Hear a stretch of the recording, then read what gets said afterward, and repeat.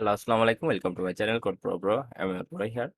তো অন্যদিনের মতন আজকেও নতুন ভিডিওতে আপনাকে স্বাগতম এবং আমাদের সি প্রোগ্রামিং বাংলা টিউটোরিয়ালে আজকে চতুর্থ ভিডিও। তো আজকে আমরা দেখব হচ্ছে বেসিক স্ট্রাকচার কি। তো স্ট্রাকচারটা হচ্ছে আমরা যদি সি প্রোগ্রামিং ল্যাঙ্গুয়েজ রান করতে চাই, ঠিক আছে? তো আমাদের কোডটা লিখতে হবে। তো লেখার তো একটা ফরম্যাট থাকবে। আমরা ফার্স্টে কি জেনেছিলাম যে আসলে কিছু একটা সেটস অফ রুলস, মানে আমাদের কিছু রুলস দেওয়া আছে, সেইগুলোর উপর ভিত্তি করে আমাদের কোডগুলো লিখতে হয়। তো এইখানে দেখেন কয়েকটা লাইন আছে। তো এইখানে আমি আপনাদের বেসিক কিছু দিই ধারণ। আমাদের হ্যাশ দিয়ে যেটা থাকবে, এখানে দেখেন লেখা আছে hash include studio dot H, studio না কিন্তু স্টুডিও ডট এইচ, মানে এটা কি, যে এইটা দিয়ে একটা সি প্রোগ্রামিং, এই যে সি প্রোগ্রাম লিখতেছি, তো সেটাতে আপনার একটা পরিচয় থাকতে হবে। তো আমরা ফার্স্ট পরিচয় কি, আমরা এক্সটেনশন। সেকেন্ড পরিচয় কি, এটা কম্পাইল হইতে গেলে আপনার বেসিক কিছু জিনিস লাগবে, যেমন আমরা এই যে ইন্টিজার মেইন, মানে আমরা ইন্টিজার মেইন, এই যে সবুজ কালারের দুইটা ব্র্যাকেট দেখছি, এটা কার্লি ব্রেস বলে। তো এই কার্লি ব্রেসের মধ্যে যেগুলো থাকবে, এইগুলো হচ্ছে আমাদের মেইন ফাংশনের সবগুলো প্রপার্টি। ঠিক আছে? তো এই মেইন ফাংশনের মধ্যে যদি আমি যা যা লিখবো সব কিন্তু এখানে রান হবে। তো এইটা হচ্ছে আমার কি, দেয়াল, দুইটা দেয়াল। সাপোজ আপনি মনে করেন যে ইন্টিজার মেইন নামে একটা ঘর আছে এবং এই ঘরের মধ্যে আমি যে জিনিসগুলো রাখবো সবগুলো এই ঘরের জিনিস, তাই তো? এই ঘরের বাইরে যেটা থাকবে, সাপোজ আপনার ঘর আছে, আপনার ঘরের মধ্যে একটা ফার্নিচার আছে, একটা টেলিভিশন আছে, একটা বেড আছে, একটা টেবিল আছে। তো সেইগুলো কিন্তু আপনার ঘরের জিনিস। আপনার পাশের ঘরে যদি আরেকটা জিনিস থাকে সেটা কিন্তু সেই ঘরের জিনিস।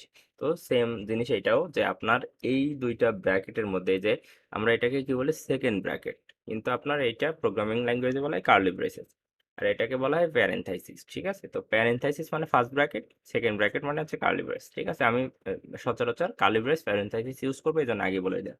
তো আমাদের কার্লি ব্রেসের মধ্যে যদি থাকে সেইটা হচ্ছে কি, সেই ফাংশনের প্রপার্টি। তো আমরা দেখব যে এইখানে যে ডাবল ফার্স্ট ব্র্যাকেট থাকবে সেইটার মানে হচ্ছে ওইটা একটা ফাংশন। ঠিক আছে? এটা দিয়ে একটা ফাংশন লেখা হয়। তো ফাংশনের মধ্যে আমি যেগুলো লিখবো সেগুলো হচ্ছে আপনার এই ফাংশনেরই অংশ বা ওই ঘরেরই অংশ। তো আমাদের সি প্রোগ্রামিং লেখার শেষে আমাদের রিটার্ন জিরো দেওয়া লাগে। তো রিটার্ন জিরো কেন দিতে হয় এটা আমরা পরবর্তীতে আপনাদেরকে বোঝাবো। এখন আপাতত রিটার্ন জিরোটা বোঝা লাগবে না, আপনি জাস্ট এটা মনে রাখবেন যে আপনার সি প্রোগ্রামিং লিখতে গেলে আপনি কিছু লিখেন বা না লিখেন, আপনার লেখা লাগবে ইনক্লুড স্টুডিও ডট এইচ। আর একটা লাইন লেখা লাগতো কিন্তু এখন অনেক আধুনিক কম্পাইলার আসার কারণে ওটা লেখা লাগে না, সেটা হচ্ছে কোনিও ডট এইচ। ওটা আমি দেখাবো, কিন্তু ওইটা লাগে না আপনাদের এখন। তারপর হচ্ছে এখানে আপনার কোড যেটা খুশি সেটা লিখতে পারবেন। তো এইখানে দেখেন স্টুডিও ডট এইচ, তারপরে কি লিখবো, ইন্টিজার মেইন ফার্স্ট ব্র্যাকেট বা প্যারেনথাইসিস, তারপরে কি কার্লি ব্রেস দিব, দিয়ে রিটার্ন জিরো। আর অবশ্যই সি প্রোগ্রামিং এর সব লাইন লেখার শেষে সেমিকোলন ইউজ করতে হবে, অথবা রান হবে না। সেমিকোলন আপনারা যে সময় প্রথম প্রথম প্রোগ্রামিং করবেন সেমিকোলন ভুলে যাবেন, এটাই স্বাভাবিক, আমিও বলতাম। দেখবেন যে আপনার সেমিকোলনের জন্য রান হচ্ছে না। ঠিক আছে? তো আমরা স্ট্রাকচারটা দেখলাম। তো আমরা একটা স্ট্রাকচারাল প্রোগ্রাম কিভাবে তৈরি করবো, তো আমি এখানে কোড ব্লকসটা ওপেন করেছি। তো এইখানে দেখেন অনেক জিনিস আছে।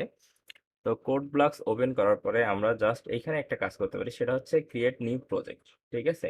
আমরা একটা প্রজেক্ট ক্রিয়েট করতে পারি, অথবা এইখান থেকে আমরা একটা নিউ ফাইল নিতে পারি, এমটি ফাইল নিতে পারি। তো আমরা আজকে প্রজেক্ট ক্রিয়েট দেখবো না, কারণ প্রজেক্ট ক্রিয়েট আমরা একটু যে সময় অ্যাডভান্স হবো, অনেক অনেক কোড করবো, তখন আমরা প্রজেক্টের মধ্যে করবো।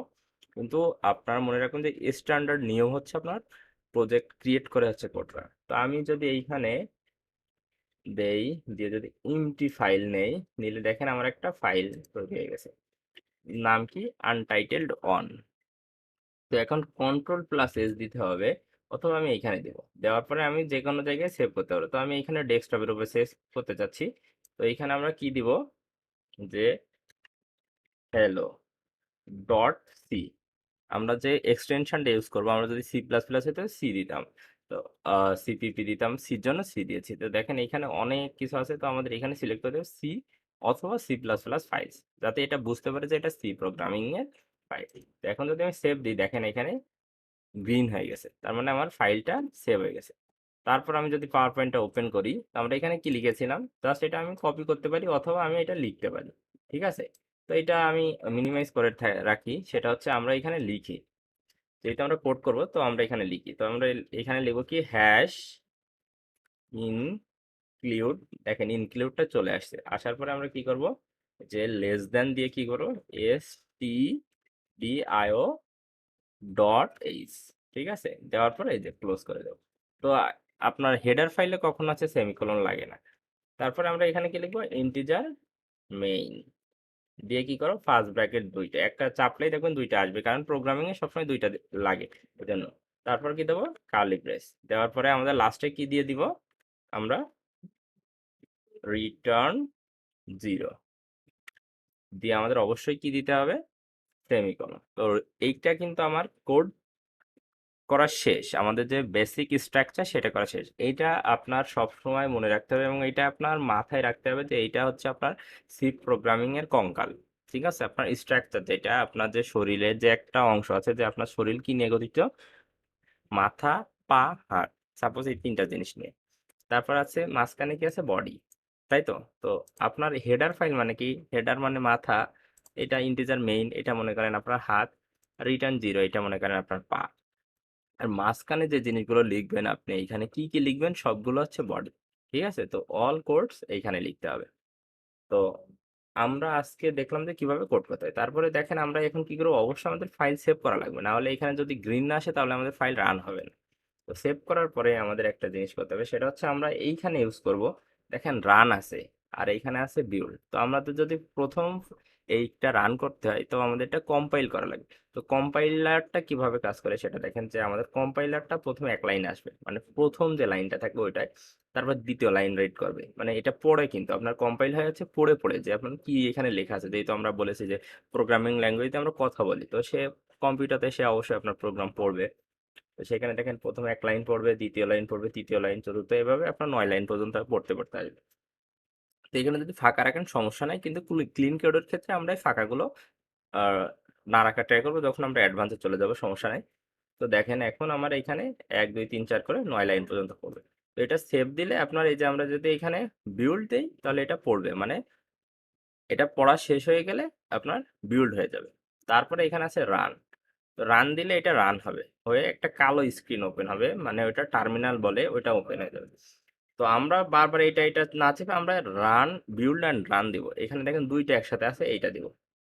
তো এটা যদি আপনারা খুঁজে না পান, আপনারা এইখানে যাবেন, যে এখানে F9 দেখেন, F9 চাপলে হচ্ছে বিল্ড অ্যান্ড রান হয়, অথবা আপনারা যে বিল্ডে গেলে এখানে দেখতে পাবেন। ঠিক আছে, তো আমাদের ফাইল অবশ্যই সেভ করে নেওয়া লাগবে, এইভাবে গ্রিন আসবে, তারপর হবে। তো এখন যদি আমি রান দেই তাহলে দেখেন আমাদের কি বলেছি, যে আমাদের একটা ব্ল্যাক স্ক্রিন ওপেন হবে। তো দেখেন আমাদের এখানে ওপেন হয়েছে, এখানে দেখেন আমাদের কোনো ইরর আসে নাই। আপনার যদি ইরর থাকে এখানে কিন্তু এটা রান হবে না। যদি আমি একটা ইরর দেখাই, আমি বলেছি যে আপনাদের সেমিকোলন না দিলে ইরর আসবেই। তো কন্ট্রোল এস দিলাম, গ্রিন হয়ে গেল। এখন আমি যদি বিল্ড অ্যান্ড রান দেই, দেখেন আমার এখানে কিন্তু রান হয় নাই। ঠিক আছে, তো রান না হওয়ার কারণে এখানে একটা রেড দেখাই। তো এই ইরর গুলো আপনাদের নিচে দেখাই, তো আমার এটা আর নিচে অফ করা বলে দেখা যাচ্ছে না। ইরোরটা দেখা গেলে ভালো হতো, তো এটা আমি পরবর্তীতে সেটিংসটা ঠিক করে দিব। তো দেখেন এখানে আমাদের কিন্তু ইরোর আসছে। তো এখন যদি আমি আবার সেমিকোলন দিয়ে দেই, তো আবার যদি বিল্ড অ্যান্ড রান দেই, তাহলে আমাদের রান হয়ে যাবে। ঠিক আছে, তো এই দেখেন আমাদের রান হয়ে গেছে, এবং এইটা রান হইতে কত টাইম নিছে সেটা কিন্তু এখানে আছে, যে 0.036 সেকেন্ড। তো আশা করি আপনারা মেইন স্ট্রাকচারটা বুঝতে পেরেছেন। আপনারা যদি সি প্রোগ্রামিং শিখতে চান, আপনাদের কোনো কিছু মুখস্থ করা লাগবে না, কিন্তু এই জিনিসটা আপনার অবশ্যই মুখস্থ করা লাগবে, এই বানান ভুল করা যাবে না, অথবা এই স্ট্রাকচার ভুল করা যাবে না। আমরা যত কোড লিখবো সব এর মাঝখানে লিখবো, যত ফাংশন লিখবো এর মাঝখানে লিখবো। ঠিক আছে, তো আশা করি বুঝতে পেরেছেন যে কিভাবে হচ্ছে আপনার স্ট্রাকচার তৈরি হয়, সি প্রোগ্রামিং কিভাবে কাজ করে, এবং সি প্রোগ্রামিং কোড কোথায় লিখতে হয়। তো আমরা এই এই যে আইডি সম্পর্কে জেনেছি, যে কোড ব্লকস, এবং কোড ব্লকসে আমরা কোডটা লিখেছি এবং আমরা রান করেছি। তো এর পরবর্তীতে আমরা আরো অ্যাডভান্সের দিকে যাব, এবং প্রিন্ট করতে হয় কিভাবে, কিভাবে ডেটা টাইপ, ভেরিয়েবল, এগুলো আস্তে আস্তে